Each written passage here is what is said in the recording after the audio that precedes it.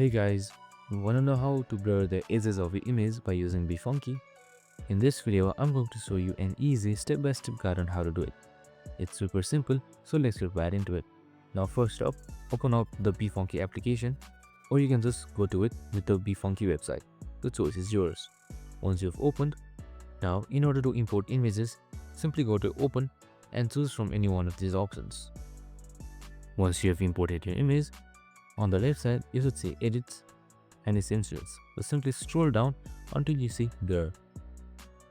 Once you're there, you can see the Blur Edges option. Click on it. Now you can already see the changes that take place in the image. Now you can just simply adjust the settings that is located on the left side, the softness and the blur amount. You can also shift it horizontally and vertically as seen right here. And that's it. Once you're done, just simply click Apply. Now you can also save it by clicking on the save button right here and saving on any one of these. And that's it. I hope this video helped. If it did, make sure to like, subscribe and tune in with us for more motivated videos. See you in the next one.